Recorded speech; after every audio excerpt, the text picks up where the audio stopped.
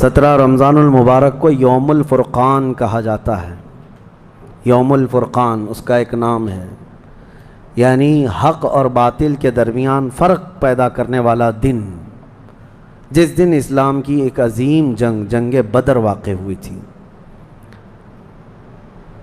مجھے احباب سے یہ گزارش ہوئی، یہ خواہش ظاہر کی گئی کہ آج اصحاب بدر کے متعلق پھر سے میں یہاں پر ذکر کروں اور ان کے ناموں کی انشاءاللہ آج تلاوت بھی کروں۔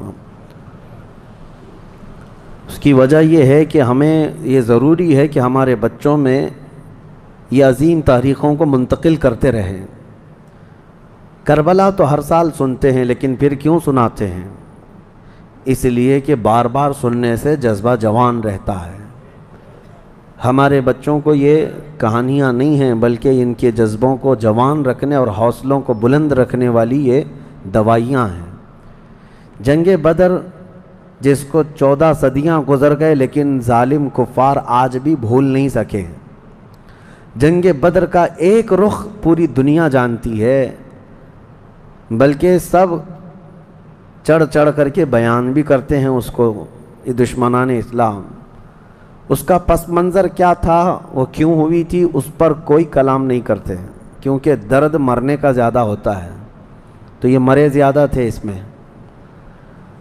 70 کافر مرے تھے اور 70 قیدی بن کر کے آئے تھے۔ پوری جنگ بدر میں ان کفار کو صرف یہی دکھتا ہے کہ 70 لوگوں کو مارا اور 70 کو پکڑ کر کے قیدی بنا لیا۔ پوری جنگ بدر میں یہی نظر آتا ہے۔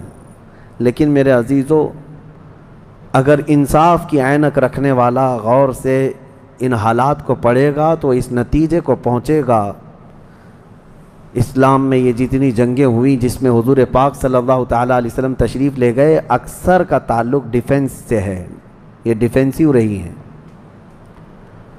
اب میں آپ کو ایک چیز بتاتا ہوں، کیونکہ جنگ بدر کے احوال بتانے سے پہلے اس کا پس منظر بتانا ضروری ہے کہ کیوں ہوئی۔ اچھا، یہ بھی میں آپ کو کلیئر بتا دوں کہ یہ پہلی جنگ نہیں ہے، جیسے کہ مشہور ہے نا جنگ بدر، اس سے پہلے بھی چھوٹی چھوٹی جنگیں ہوئی ہیں، لیکن جو بڑی جنگ جس میں مقابلہ ہوا اور جس میں اللہ نے روشن فتح عطا کی، وہ بدر کی جنگ ہے، 17 رمضان المبارک 2 ہجری کو۔ انشاءاللہ میں سیرت کے درس میں عرض کروں گا، جنگ بدر سے پہلے بھی 6 جنگیں ہوئی ہیں تقریباً، جس میں کچھ صحابہ گئے تھے، کچھ میں حضور بھی گئے تھے، کچھ میں ہلکی پھلکی مڑ بھیڑ ہوئی اور کسی میں جنگ نہیں ہوئی، لیکن جو بڑی یعنی صف آرا ہو کر جنگ ہوئی تھی وہ جنگ بدر، یہی 17 رمضان المبارک والی، یہ پہلی ہے۔ جیسے کہ ایک بدر اولا بول کر کے ایک جنگ مشہور ہے اور بدر ثانیہ اس کو کہتے ہیں، یہ 17 رمضان المبارک والی، میں اس کو انشاءاللہ سیرت کے بیان میں عرض کروں گا۔ آج اس پر ہم فوکس کرتے ہیں کہ کیوں ہوئی۔ 13 سال مکہ مکرمہ میں نبی پاک صلی اللہ تعالیٰ علیہ وسلم نے گزارے اعلان نبوت کے بعد، ویسے تو 53 سال آپ وہاں رہے، 13 سال اعلان نبوت کے بعد کیا کیا تکلیفیں نہیں اٹھائیں۔ آپ نے سیرت کے درس میں بھی سنا ہوگا، اس رسول محترم صلی اللہ تعالیٰ علیہ وسلم کو مارا بھی گیا، پیٹا بھی گیا، ان کے ساتھیوں کو طرح طرح کے عذابات دیے گئے۔ تاریخ آج محفوظ ہے، لیکن ظالموں کو یہ نظر نہیں آتا آتنک کون پھیلایا ہوا تھا۔ یہی کفار تھے، یہ مشرکین تھے، یہ دہشت گرد تھے۔ مجھے بتاؤ، رسول پاک کے غلاموں کو سولی پر لٹکا کر ان کی ناک کاٹنا، ان کے کان کاٹنا، ان کے ناخنوں کو پکڑ سے کھینچنا، کیا یہ دہشت گردی نہیں ہے؟ حضور پاک صلی اللہ تعالیٰ علیہ وسلم کے چہیتے صحابی حضرت عمار بن یاسر کو انہوں نے آگ میں جلایا تھا۔ حضرت بلال حبشی کو تو روزانہ رسی پیر میں ڈال کر کھینچا جاتا تھا۔ حضرت عامر بن فہیرہ، حضرت ابو فقیہہ، حضرت خباب ابن الارت، حضرت خبیب ابن عدی، حضرت سیدہ سمیہ، ان کو تو گھوڑے کے پیروں میں باندھ کر کے شہید کر دیا گیا تھا۔ کیسے طرح طرح کے عذابات دیے تھے کفار مکہ نے، ایک دو نہیں ہے، ظلم کی ایک لمبی داستان ہے۔ اور پھر پلس اس پر نبی پاک صلی اللہ علیہ وسلم کو ان کے خاندان سمیت سوشل بائیکاٹ کر کے رکھنا۔ حضور نے 3 سال تک 2 پہاڑیوں کے بیچ کے درے میں گزارے ہیں، اور ایسے کہ پورے مکہ والے پہرا لگا کر بیٹھتے تھے 24 گھنٹے تک نگرانی، کہ کوئی جا نہ پائے حضور تک، ان کے خاندان تک۔ ان دنوں میں نبی پاک صلی اللہ علیہ وسلم پتے کھاتے رہے اور چمڑوں کو ابال کر کے پانی میں وہ کھاتے رہے. 3 سال گزرے ہیں. جبکہ مشرکین مکہ میں سے ہی کچھ اہل خیرت جو تھے انہیں رحم آ گیا ان معاملات کو، اور انہوں نے یہ معاہدہ توڑا. وہ آ کر کے، کوئی دوسرے نہیں، صحابہ نے نہیں، جو کافر تھے انہی میں سے 10-12 لوگ، انہوں نے دیکھا اتنی تکلیف یہ ہم میں ہی سے تو ہیں، اور وہ بھی قریش خاندان جو ہم میں سے سب سے معزز خاندان ہے، اس کا ایسا بائیکاٹ کرنا کہ ان تک ایک چاول کا دانہ نہ پہنچے. یہ کیسی مصیبتیں ڈال کر رکھی گئیں اپنے بھائیوں پر. مشرکین نے خود یہ توڑا تھا معاہدہ، اور پھر ان کو ہر طرح کے سہولیات مہیا کر دی تھی حضور کے خاندان کو. یہ تکلیفیں 70 صحابہ مکہ چھوڑ کر کے حبشہ جا چکے تھے ہجرت کر کے. معمولی بات ہے، آپ کے محلے سے 4 لوگ جائیں کیا حالات ہوتے ہیں. یہ آج ظالم کتے جو ہے گھروں کے اوپر دروازوں پر زبردستی کا بورڈ لگا کر کے پلائن کرتے رہتے ہیں، ہاں، کہ یہاں سے محلہ خالی ہو رہا ہے مسلمانوں کی وجہ سے، ایک ہندو گھر یہاں سے شفٹ ہو رہا ہے، ہجرت کر رہے ہیں، مائیگریٹ کر رہے ہیں. یہ ناٹک ہے، کوئی چیز نہیں. کبھی تم نے تاریخ یہ بتائی کہ 70 صحابہ جو اپنا گھر بار سب چھوڑ کر، جس میں خود رسول اللہ کی بیٹی بھی ہیں، حضرت رقیہ اور حضرت عثمان غنی، دونوں حضور کے داماد بھی، حضور کی بیٹی بھی ہیں، یہ حبشہ چلے گئے تھے ہجرت کر کے. حضور صلی اللہ علیہ وسلم کے خاندان کے کتنے لوگ، حضرت جعفر طیار مولا علی کرم اللہ وجہہ الکریم کے سگے بھائی ہیں. حضور پاک صلی اللہ علیہ وسلم کے خاندان کے کتنے لوگ نکل کے جا چکے تھے حبشہ میں، ایتھوپیا. عرب لوگ افریقہ میں جا کر کے رہ رہے ہیں. اور پھر اس کے 3 سال کے بعد حضور خود ہجرت کر کے چلے گئے مدینہ. تو حضور ہجرت کر کے گئے تو کیا اکیلے گئے؟ 1 سال نہیں گزرا تھا کہ مکہ میں جتنے مسلمان تھے سب کے سب ہجرت کر کے مدینے چلے گئے. مکہ والوں کو سکون سے رہنا چاہیے نا، بات ہو گئی نا. میں آپ کو بتا دوں، کفار و مشرکین کبھی کسی بات سے راضی نہیں ہوتے، اور نہ کبھی یہ سکون، ذہنی سکون ان کو نہیں حاصل ہو سکتا. تم اگر کوئی محلہ چھوڑ کر کے بھی چلے گئے تو تمہارے سے دشمنی ان کی کم نہیں ہوتی. جو دشمن ہے وہ دور بیٹھ کر کے ہی جلتا رہتا ہے کہ وہاں سکھ سے کیوں رہ رہے ہیں یہ لوگ، یہاں سکون سے کیوں رہ رہے ہیں لوگ. مدینے جب رسول پاک اور ان کے صحابہ گئے تو مکہ والوں کو تو جو معاملہ تھا ختم ہو گیا. جن سے تمہاری روزانہ لڑائی ہوتی تھی وہ جا چکے، نہ ان کے صحابہ ہیں نہ وہ رسول پاک وہاں پر ہیں. نہیں، اس کے باوجود ان کفار مکہ نے کیا کرنا شروع کیا؟ 10 لوگ، 15 لوگ، 20 لوگ کبھی جتھا بنا کر کے مدینے تک جاتے تھے. رات کے وقت وہاں کے مسلمانوں کے باغیچے کھجوروں کے جلا کے آ جاتے، اور کبھی اگر 2-4 صحابہ مسلمان باہر نظر آتے تو ان کو پکڑ کر پیٹتے تھے، مارتے تھے. کہاں پر؟ مدینے میں جا کر. جب اس قدر ظلم بڑھ گیا تب میں آپ کو بتاؤں 13 سال کے بعد اللہ نے جہاد کا حکم نازل فرمایا. اے محبوب کھڑے ہو جائیں اور جو آپ سے لڑ رہے ہیں ان سے مقابلہ فرمائیں. 13 سال تک تو کبھی لڑنے کا حکم نہیں آیا. مدینہ طیبہ میں جانے کے بعد جب مسلمانوں کی اپنی ریاست بن گئی، وہاں اپنی ایک حکومت اسٹیبلش ہو رہی ہے، تب یہ جا کر کے اگر اس کے اندر دسیسہ کاری کریں، پیوند کاری کی بجائے وہاں جا کر کے شب خون ماریں رات کے وقت، تو پھر اللہ تعالیٰ کا حکم نہیں آئے گا. میں اس سے قبل ایک مثال سے پوچھا تھا آپ کو. یہ کہتے ہیں نا، آج بھی ہم نے 22ویں پارے میں ایک آیت پڑھی ہے، ملعونین اینما ثقفوا اخذوا وقتلوا تقتیلا. اس کو وہ 26 آیتوں میں گناتے ہیں جس کو یہ لوگ کہتے ہیں آتنک کا بڑھاوا دیتی. اللہ نے فرمایا لعنت کیے ہوئے لوگ ہیں یہ سب، جہاں پائے جائیں پکڑے جائیں اور ٹکڑے ٹکڑے کر کے مارے جائیں. یہ آیت ہے، اور یہ کہتے ہیں کہ یہ دیکھو آتنک کو بڑھاوا دیتی، یہی دیکھ کر کے مسلمان کاٹتے ہیں سب کو. میرے عزیزو، آیت جو نازل ہوئی کب ہوئی؟ یہی میں نے آپ کو یہی مثال اس سے قبل بتائی تھی. ہمارا دیش، ہمارا ملک امن و امان کے ساتھ رہ رہا ہے. 4 لوگ بھی اگر دشمن ملک کے ہمارے ملک میں داخل ہو جائیں تو ہائی اتھارٹی کیا حکم دے گی؟ سپریم کورٹ ہو یا وزارت داخلہ، ہوم منسٹری ہو یا کوئی بھی ڈپارٹمنٹ کے لوگ کیا حکم دیں گے؟ یہ 4 دشمن جہاں پائے جائیں ان کو پکڑو اور مار دو۔ پولیس کو تو آن دا اسپاٹ شوٹ کرنے کا حکم ہوگا، انکاؤنٹر کر دیں ان کا، کیوں؟ ہمارے ملک کا نقصان کر سکتے ہیں۔ یہی بات تھی مدینے میں جا کر کے جب مکہ کے کفار نقصان کر رہے تھے، صحابہ کو مار رہے تھے، حکم آیا کہ اب ان کے ساتھ نرمی نہیں، اب ان کے ساتھ لڑو اور اپنی جان کی حفاظت کرو۔ آج ہر ملک اتنا ڈیفنس کا اختیار رکھتا ضرور ہے، جاؤ گھس کر کے دکھاؤ کسی ملک میں، بغیر ویزے کے جائیں گے تو پکڑ کر کے مار ڈالیں گے، بارڈر کراس کرو تو شوٹ کر دیں گے، جبکہ چوری کرنے کی نیت نہ ہو تب بھی۔ لیکن اسلام جو مارنے آ رہے تھے ان کو مارنے کا حکم دیا۔ اب سنو بدر کیوں ہوئی تھی۔ مسئلہ یہ تھا، دوسری ہجری تھی، مکہ مکرمہ میں قافلہ تجارت کا قافلہ ملک شام جا رہا تھا۔ اچھا، اب شام کا جو لوکیشن ہے وہ مدینے کے پاس سے ہو کر گزرتا ہے، راستہ ایک شاہراہ ہے، یعنی جس کو کہتے ہیں ہائی وے، سب سے بڑا انٹرنیشنل ہائی وے اس زمانے کا، وہ مدینے کے پاس سے گزرتا تھا۔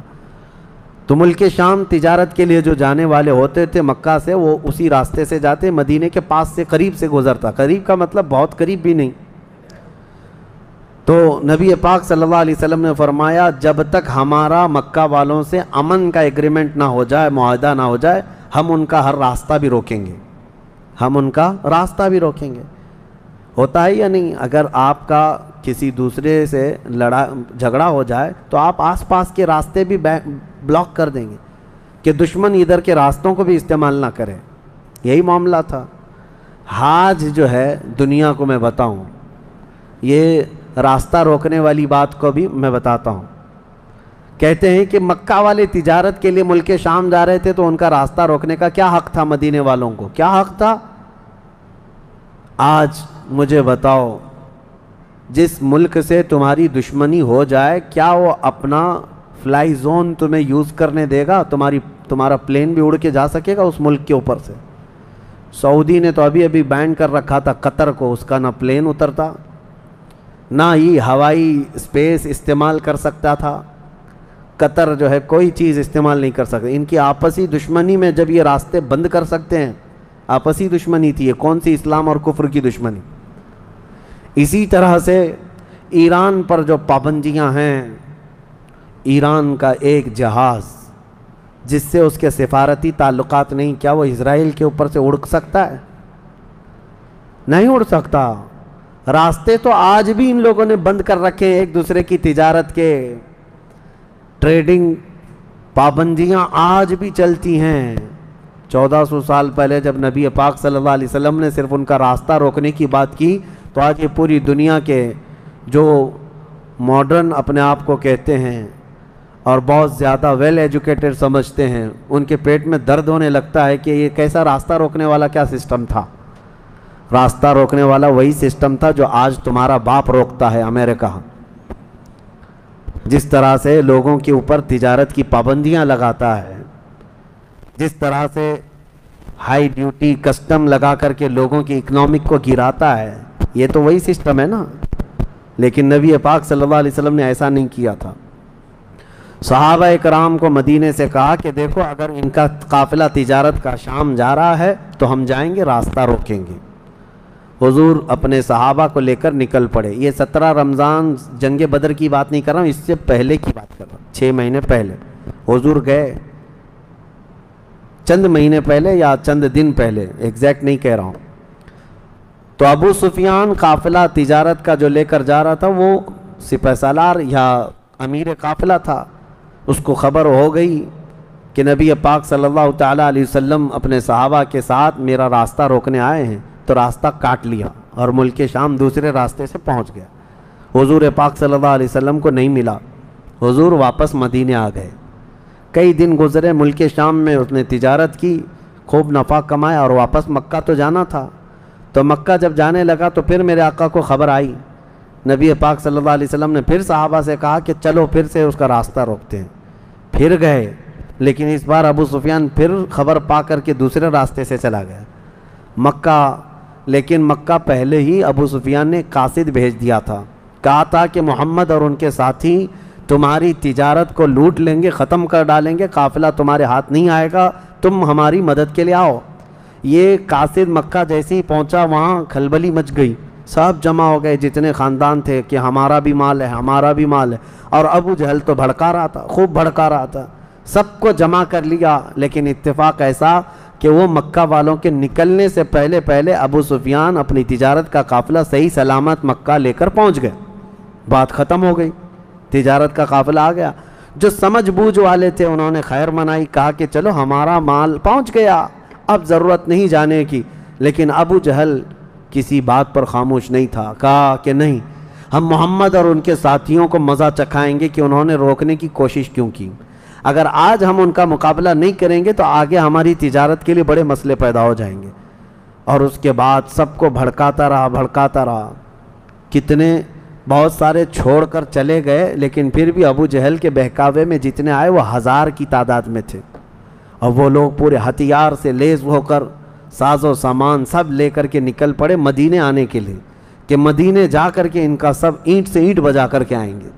اب نبی پاک صلی اللہ علیہ وسلم راستے میں نہیں تھے، 2 بار گئے اور واپس آئے، قافلہ روکنے کے لیے واپس آئے۔